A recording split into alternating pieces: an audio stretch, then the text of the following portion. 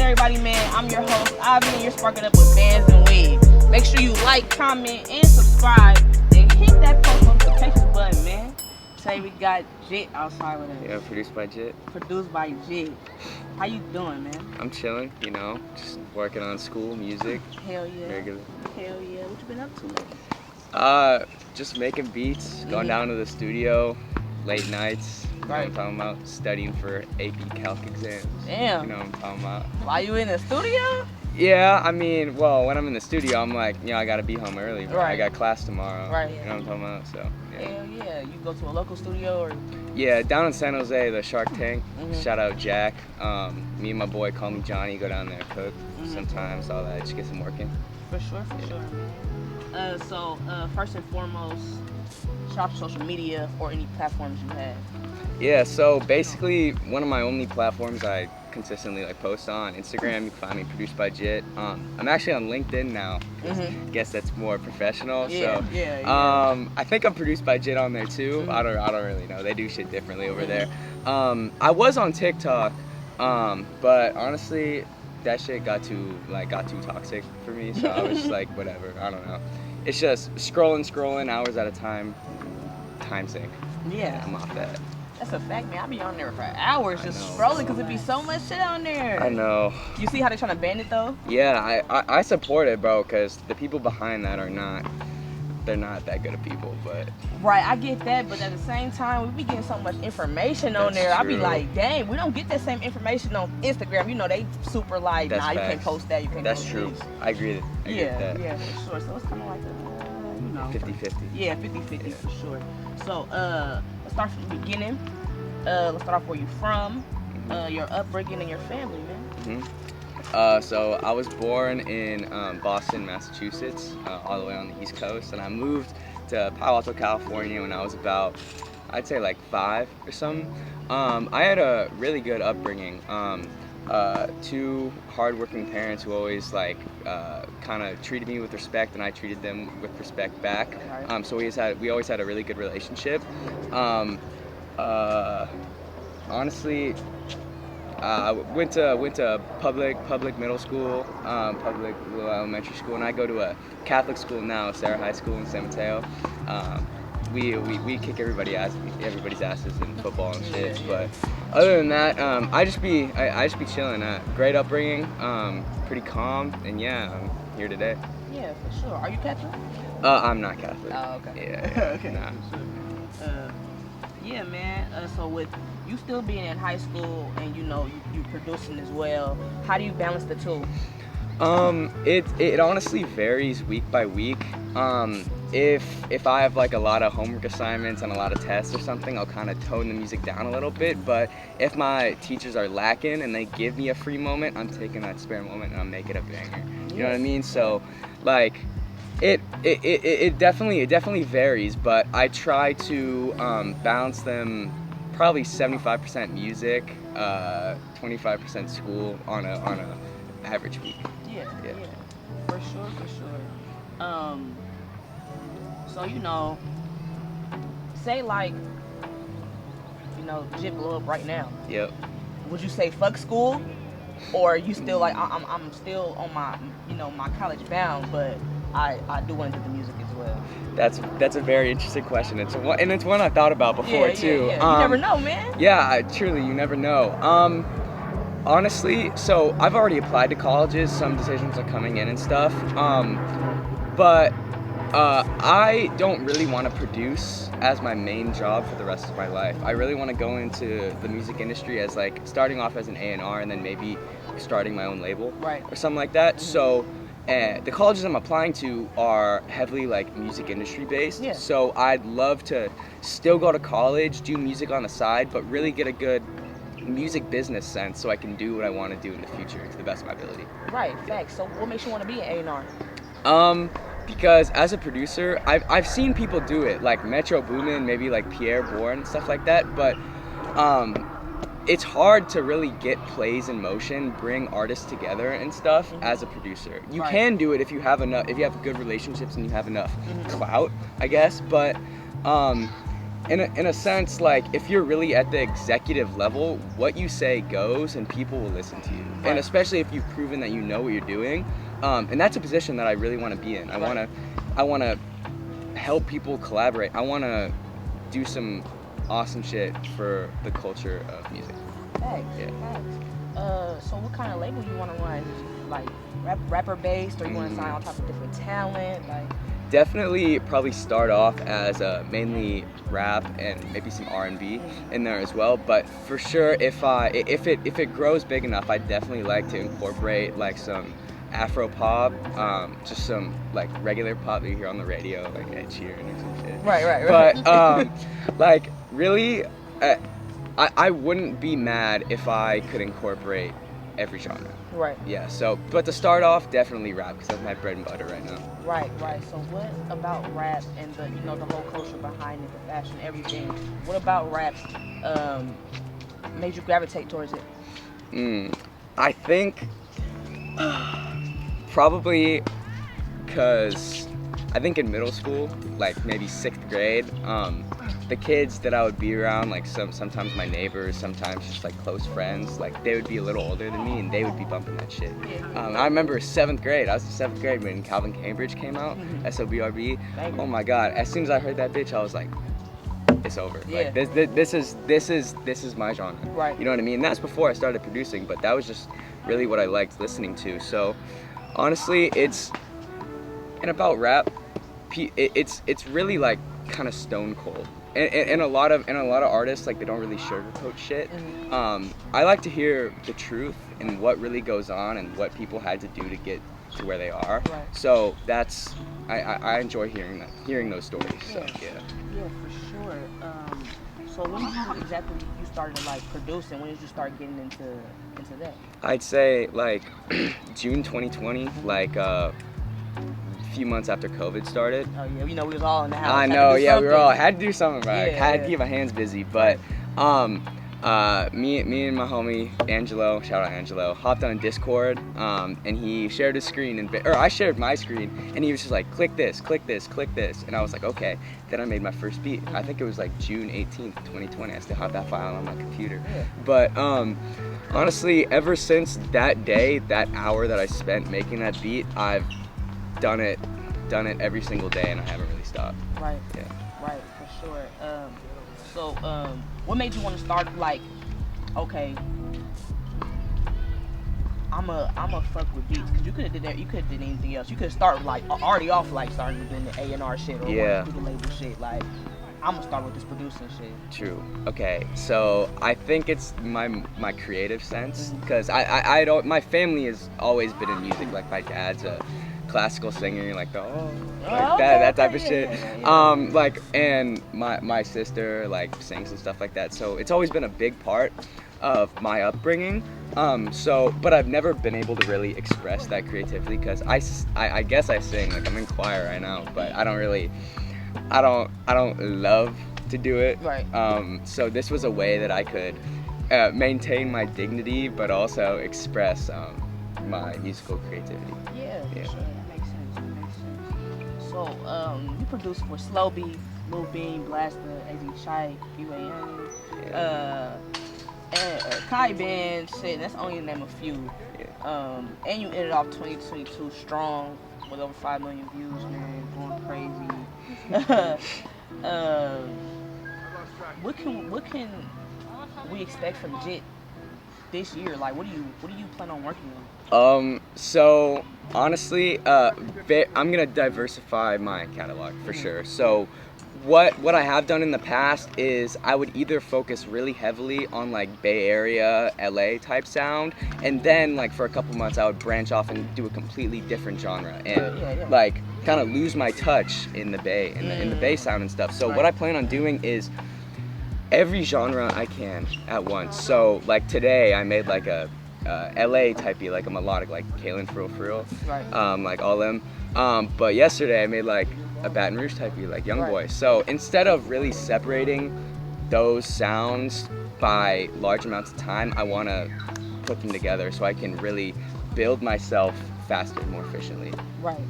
Facts. So what does the bass sound like to you? Because you know how they be like, oh, the bass sounds like Detroit. The bass sounds like Detroit. But what does the bass sound like to you? Oh man. Okay. All right. This is gonna cause people to get angry, but I feel like the Bay Area sound is ratchet. Like the high BPMs, the hard maybe pianos. No, it's a fact though. Yeah, for sure. Exactly. But when you look at LA right now, like there's a lot of ratchet music, like AZ Chike, One Take J, all those people. Like they make ratchet music, but you go back like 10, 20 years. That shit was not ratchet. It was like that cool Snoop Dogg. Yeah. But look at the Bay. Look at like. Always been ratchet though. Yeah, it's always been Third World. Always like that. So basically, like the shit that gets you moving. That's a Bay Area type. Come on. Yeah. Say that shit. Yep. I get what they saying about some of the artists trying to have the Detroit, sound like the Detroit because of the For beats. sure, definitely. But it's always gonna be that I'm talking about that sound. Like you know it's somebody from the Bay. You know any type of the swag, everything. You know it's somebody from the Bay. Yep, definitely. That's a fact. So how'd you start like networking with these different artists? Because people always ask me how I network, and I always just be like, I just be in the DMs. So how did you start? Shout out the Dizzler Sunday Showcase and shout out C. Lee.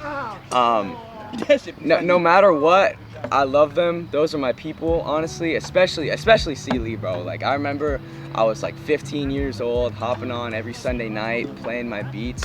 And this little skinny random white kid, 15 years old, like playing some bangers and knocking out grown men. Like who's this kid? So honestly, from there, when I would hop on and play a banger that people liked, people would follow me, people would hit my DM, and for a while that's how I really networked. Right. Before I started just DMing and using my placements, like using my actual profile as a way to show people that I mean business. Because before, like, if I just had a few beats, like not even songs, but a few beats on my Instagram, people would be like, who the fuck is this kid? Like he doesn't know what he's doing. But now I actually have people that follow me that really do this shit. Like I got some placements and stuff. So now I can DM a person and they check my profile and they're like, okay, I can fuck with them. Right. Yeah. Yeah, for sure. So, do you feel like your beat tag is like strong enough? When I say strong enough, I mean like, you hear beat tag, you like already like this shit. You already know, like, you know what I'm saying? Yeah. Like some of them, what's a beat tag that we always hear? I can't think of one right now, but it's like a catchy one. You know what I'm saying? If your metro don't trust you. Yeah, like you feel like yours is like creative like that, not strong but creative. It's not at all. And you want to change it? Here's the thing. I kind of would like to change. I've actually already changed the voice. Cause I felt like the new one was a little cleaner. It still says the same thing, but JIT cooked this one. It's boring and it's kind of stupid and corny a little bit, but that's what people know me by. Right. And that's like it's on my profile. Like it's in my name. JIT cooked this one. Blah blah blah. But so I think if maybe I blow up a little bit more and I kind of silently change it and people, I don't know. I honestly right now I can't really say if I'm gonna change it or not because I don't know myself. Nah, that makes sense. So if you close your eyes and you think about, life, exactly, no, for real, close your eyes I am. and think about your life,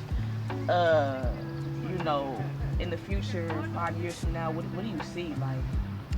I see myself graduating college, already having connections in the music industry, and kind of like starting like fresh out of college, start working at a record label, starting to build my business name up instead of my producing name up. Still doing producing on the side, and honestly, like, we'll see where producing goes in 5 years. So I've only been doing this shit for like 2.5 years, some stuff like that. So honestly, like, heavy on business, and we'll see where the producing stuff takes me. But yeah, that's facts. And the reason I said like close your eyes and really ask you like, what do you see? Because we think about what we want to do and shit like that, but can you actually see it vividly? Like when I think about my dreams and aspirations, I see the shit. Like, I see the house I want to stay in. Yeah. Can you actually see, like, this actually happening? I can. Yeah. Yeah, I can. And ever since I even started applying to colleges and I found out I want to go into the music business, this is what I want to do. I saw the pathway. I saw the yellow brick road going to that fat ass house. Yeah. Those trips to Cancun. I don't know. I've always thought that. Nah, that's a fact. That's a fact, for sure. So, the Bay to LA loop kit. Yep. What is a loop kit? All right, so the Bay to LA loop kit in specific is that's actually a little kit of melodies that I released. I'd say a couple years ago actually. It's from 2020, 2021, I believe. But a loop kit basically is a pack of melodies that you can send to other producers and they'll put drums on it, like the clap, like the 808, like the kick and all that. Because in a sense, and I most people will agree with me, but drums are a lot easier and a lot more fun to do because melodies you actually know how to like make it sound good, make it in key, make it bouncy and stuff without the drums. So I just released that loop kit to kind of get my name out there a little more because loop kits and loop makers are sought after because nobody wants to make a melody, except if you're like Hans Zimmer, like composing some shit. But yeah, other than that, yeah, I just did that, get my name out there a little bit. And actually, sorry, Bay to LA loop kit, I got 3 placements. Actually, no.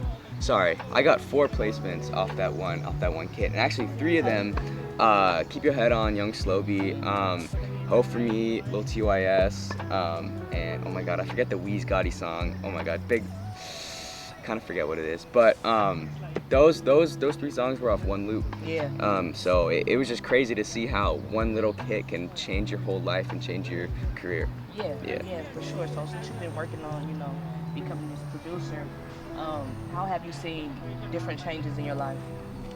My eyes have definitely been open to a lot of struggle actually, because I won't ever lie about this. I grew up with a great life. Like I have nothing to really complain about, like great family life, all that. But over here in Palo Alto, it's really a bubble. Even though we're surrounded by a lot of areas that aren't as fortunate as most people here, doing music kind of helped me open my eyes to shit. Like this is how some people live. This is like some people have to look over their shoulder every time they go outside, every time they walk to the store, like all that stuff. So honestly, it's a blessing because it really matured me in a big way. And even like the kids that are from here that like try to act tough, like I am the opposite of that after starting music, because I'm like, I would never want to live something that I'm not, and I would never want to live in a way where you have to watch your step everywhere you go. Yeah, stuff like to that. live like Nobody that. wants to live like damn, you right. Yeah. Some people really be looking on their shoulder every day. I know, it's crazy. I couldn't live like that. Nah, not me, but I'm walking out, I'm skipping down the street. Like hell no, I'm not looking over my shoulder at Mrs. Klin, my next door neighbor, the old ass lady. Right. Yeah, no. Right, for sure. So with growing up in this certain type of neighborhood, a good neighborhood, how did it feel? Was it like, I guess it wouldn't feel any different because you're so used to it. So I guess I don't know how to really word it, but from looking at other people and looking at your situation, how does it feel to have this certain type of privilege? You know what I'm saying? Yeah, for sure. It's honestly, I may have been a little used to it, like growing up when I was younger. But as soon as I started doing music and I started pulling up to these rappers' houses, riding with them in the car, like seeing some shit, like I grew not used to it very fast. So every time I walk out of my house, every time I walk around here, walk around this town, I'm incredibly grateful for like this blessing and stuff, because I know like most people like have to, as I said, look over their shoulder, like have to really watch what they do. You know what I mean? So it's definitely a blessing, and I've grown not used to it, and I'm grateful for it every day, for sure. Thank you for not being an asshole. Oh, man. for sure, nah. Some people are dicks, man. I don't like that. Yeah. I don't like that shit neither. Cause don't do that. I know. For sure. So, like I said, working with these rappers, being around them, do you ever see like people act super Hollywood? You know what I'm saying? Some rappers be like, "Hey, actually, like, I thought you were so cool. 'Cause I've been through that shit. I thought you were so cool, but you're actually super unhumble and you're Hollywood."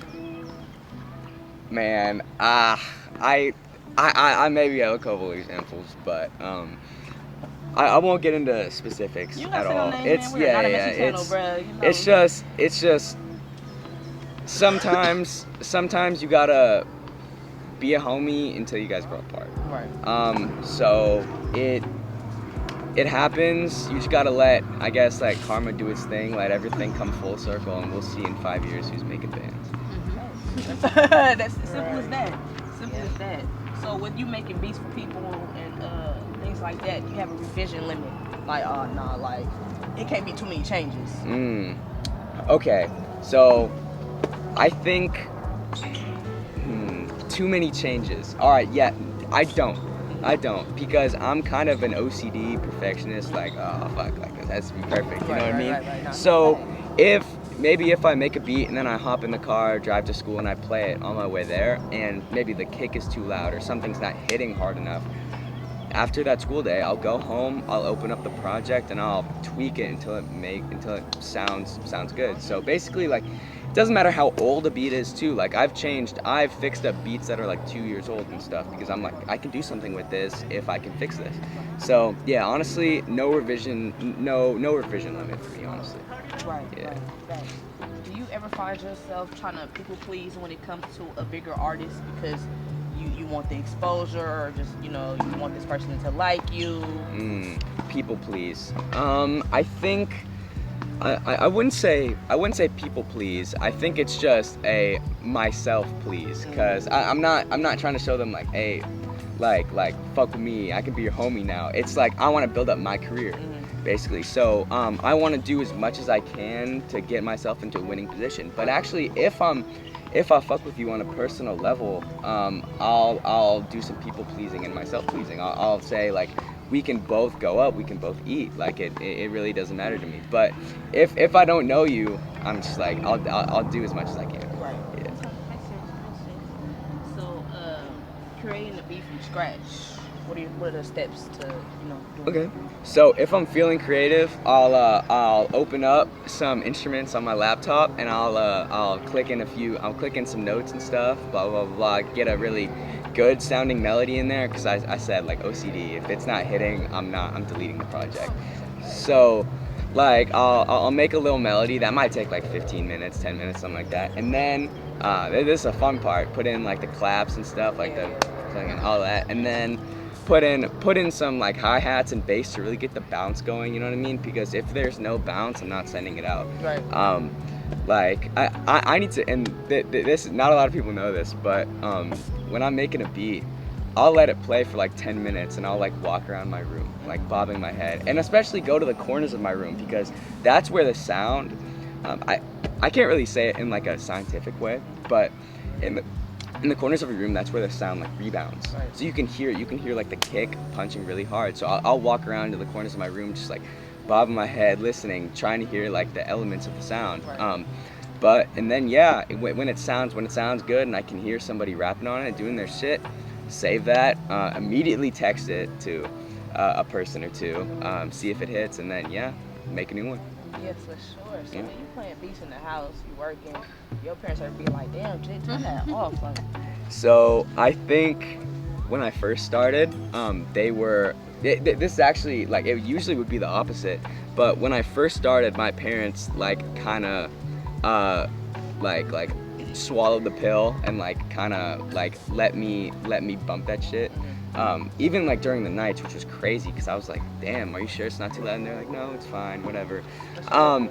But now, especially during the nights, like, they're like, hey, can you turn it down? I'm like, of course, yeah, because they know like now I have time during the day to really make beats and still be successful in my career. I don't need to stay up late anymore. Right. Really doing that shit and wake up the whole family. Yeah. So yeah, but honestly, they have been so supportive of me from the minute I downloaded FL Studio, started making shit. But yeah. No, that's dope. Because everybody parents ain't gonna be. They be like, nah, your ass gonna Totally. be a lawyer. And I'm you're grateful. Not gonna make I'm no beats. so grateful for that too. Hopefully, I think I've proved to them that I have aspirations to Right. really do something bigger than making beats. For sure. Yeah, for sure.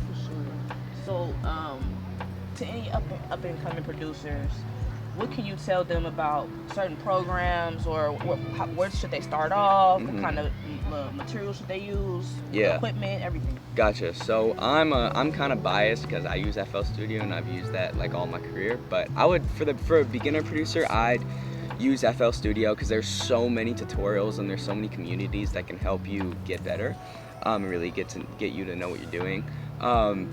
And honestly, equipment-wise, like you don't, especially if you're like a beginner, like if you've only done this for like a year or something, you don't need the best laptop. You can do it off a school laptop. And for the speakers, like you can use it. You can get like little headphones to use it, or like some super shitty speakers, like $50 speakers, something like that. So honestly, it really doesn't matter until people are depending on you for your quality. But until that point, if you're just trying to progress your sound, it literally doesn't matter at all. Yeah. Okay, for sure. So how do you go about receiving royalties for your work? Shout out BMI, shout out BeatStars Publishing. All you do is really just obviously get clearance from the artists that we're all good. Like we got like splitting publishing, splitting royalties, all that. Obviously all good. And then you type in the song, whatever, get it all submitted. Usually it goes through, no questions asked. They send out like checks every half a year or something like that. But honestly, the royalty sites, especially BMI, is really great if the rappers don't pay in advance for the beat, because you can still get paid on the back end. Right. So honestly, if a rapper fucks you over, like strips a beat from YouTube or something like that, you can still claim however much you want on the site. So that's pretty nice. Yeah. Yeah, for sure. So with YouTube beat makers, do you feel like they set themselves up? Because people are if they like the beat, they're going to take it, regardless if they paying or not. So do you feel like that's like a setup anyway? I don't think it's a setup. It's definitely easy, but I don't think it's a setup, because a lot of times, like in the description, it'll have the link right there in big letters, like purchase from here. Everybody from gonna this read link. that shit. Yeah, oh for sure. But even in the title, they'll have like free for nonprofit. So if you're putting it on Spotify or something like that, like you have to pay, something like that. So they are kind of setting themselves up, but truly, like, there are some things in place, some technologies to make sure people don't steal it, like have machines like scour the internet to find a beat that you've made, and then they'll take it down or something, or like copyright claims. Yeah. So there's a lot of stuff that you can do, but honestly, I'm too lazy for that shit. So they can hit me, they can hit my DM if they want some shit. Right. Yeah, for sure. Nah, that should be fucked up sometimes though. Even though, like, you know, everybody don't want to pay. Everybody ain't got it. Everybody ain't got it. But if you ain't got it, you shouldn't be rapping. You know? That's facts. You shouldn't be rapping. Unless you're saying I'm broke as hell. Man, like no. You know. Yeah. It'd be fucked up when producers not getting. Because if I was a producer and I made a beat and somebody took my shit and they blew up off the shit, I'd be blown. Bro, I spent time on that shit. You're not blowing off my hard work. You know what I mean? But sometimes you can be like Ron. You see how Short Like Mafia blew up off his beat. SoundCloud, he just went with him. You know what I'm saying? Oh yeah, for sure. Like that too. Definitely. Yeah. Yeah. You just never know. So how do you know what artist to pitch what beat to? Honestly, I listen to a lot of music. Like everything I do, I have my AirPods in, just listening to something. So I think I've gotten a good enough sense of all the rappers that I work with. I can make a beat and I know exactly what rapper I need to send that to. Right. Or if I don't have a connection with them, I'll get in touch with their manager or something like that. Or even like, dude, I've gotten in touch with Instagram models multiple times to get my beats to a rapper. So if I see, like, I'm not gonna name names, but like a pretty big rapper, like I saw him with an Instagram model, and I hit up the Instagram model. I'm like, yo, like, can you get my beats to so and so? Like, I'll cut you some bread and stuff. She's like, for sure, yeah. Like, I'll send it to his number. I'm like, say fucking less. Right. So honestly, even if I don't have a connection with the artist, I'll find a way. Right. So yeah. Yeah, that's how you know you working for real. Yep. So, do you plan on working with Lil Cito more? Yeah, for sure. Yeah. So he just got signed to Empire actually. Okay. So he definitely has some projects coming up. Yeah. He actually stayed at my house for the Thizzler Cypher. We went to the Cypher together. He did his shit. It was dope as fuck. Dude, the Uber prices. Oh my God, I had my license suspended at the time. But so we were taking Ubers, Palo Alto to Oakland, Oakland to Palo Alto, Pittsburgh to Palo Alto. It was bad. Nah, it was crazy. But no. Dope ass time, dope ass dude. None but love to Lilcito for sure. So yeah, we will be working. Yeah, for sure. See it, man. So are there any producers you like to collab with this year? Okay, alright, for sure. So, especially in real life, Call Me Johnny, that's my boy. It goes to little San Jose studio, as I said before. But real loop makers, I'd say, that I love to collaborate with. Shout out Exclusive Made This for sure. He's actually from Richmond. Lil Youngboy producer, works with, dude, I'd say, like, he has some shit coming with 03 Greedo, all that. But yeah, no, he's really doing his shit. And every time I see that weekly sample pack from Exclusive Made This, I click on that bitch and I load it up as soon as I can. Yeah, I think, oh my God, let me think. I get so many loops. Oh my God. Honestly, besides that, if you send me fire, I'll fuck with you. So honestly, like, sometimes I don't even pay attention to the name until I have to put their tag on it and stuff. But I hear fire, download it. Right. Yeah, that's basically it. Thanks. Yeah. So besides music, what are you doing on your free time? What are you doing? Man, like, I don't even go out that much. I mean, now senior year, I've definitely kind of started to go out a little bit, but especially like sophomore, junior year, when I was doing music, I would stay in the house. Like every Friday night, every Saturday night, I would just be making beats. That's it. And yeah, no, and at times it would get kind of depressed. It's like, damn, like fuck, like I'm really not doing shit right now, but it really paid off. Yeah. Those nights where, I swear to God, those nights where you feel lonely and depressed, and you're like, fuck, what am I doing? Just like clicking in claps, making, like sending out beats. Those pay off. Yeah. That's how I was able to do this shit in like 2 years. Right. When it takes a lot, and I'm not tooting my own horn, but it takes a lot of people like 6 to 8 years to really get established. Hell yes. I feel like it's about that consistency. It's about that Definitely. hard work. For sure. Cause I was talking with somebody else and we was talking about, like, you know, hard work beats talent. Like, yeah, all day. For sure. You could be talented as hell, but if you're not working for nothing or you're not really putting in long nights, then you're not gonna. Definitely. Not gonna pop off. I agree, 100%. It's not gonna pop off, for sure. Do you travel? Yeah, I definitely do. Where have you been? I've been to a lot around Asia and Europe and stuff, bro.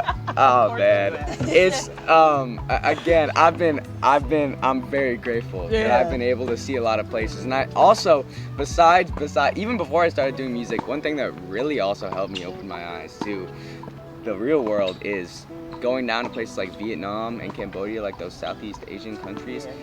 Dude, it is crazy. Like in Cambodia, like they would and shout out Javen 2900, Stockton, Cambodian blood. I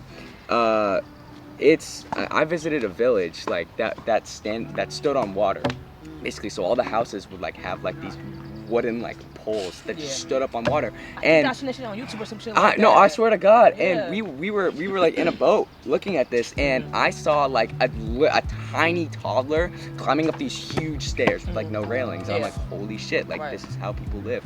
Oh my God. Like that toddler isn't gonna fall, because because they've been taught if you fall, you're done. Right. So honestly, like the traveling has really opened my eyes to a lot of shit, and I'm really grateful for it, for sure. Hell yeah, traveling is dope, man. Yeah. Especially you seeing certain shit like that. And you're like, learning. Yeah, you are learning. Like I watched this show on YouTube called That's Food Review Show. You go to different like villages and shit like that, eat their food, but to see how they live is very different. Like you even for the little shit that we have, you gotta be grateful, because I'm like, damn, like they living like this, like, you know what I'm saying? Like it's crazy. So yeah, man. Shit. Engineering versus producing. Okay. I think producing is usually easier. Because like you will rarely find an engineer that or like a good you'll really find a good engineer that doesn't know the in and outs of music, like the actual the science behind the sounds. So they're usually very educated on how to make stuff sound good and like all the different frequencies and stuff like that. But with producing, I know a lot of shitty ass producers that just go like and just like have their hand over their face and just click in a bunch of drums. They don't actually go like this, but it sounds like they do. Right. So like it's two very different ball games, and I respect engineers to the fullest, because I sometimes send packs out to engineers.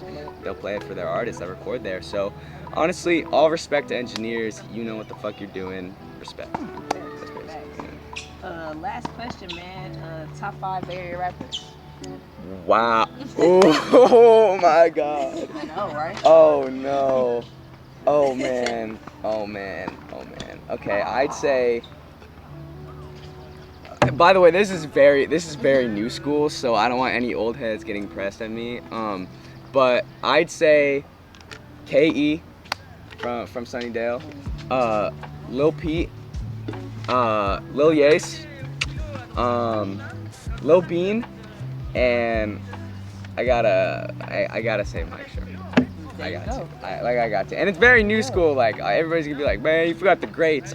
They had their time, bro. Like, come on. Come on. Hey man, we was off Mike Sharm tough. Yeah, I He know. just dropped to it, baby, trying, man. Yeah, I know. I saw that. Shout out Mir. He produced that. Okay. Yep. For sure, man. Oh God. Yeah, man. This has been another segment of Sparking Up with VANSNWEED, man. We got produced by JIT outside with us. Thank you for having me. Follow him. Yeah, for sure, man. We out.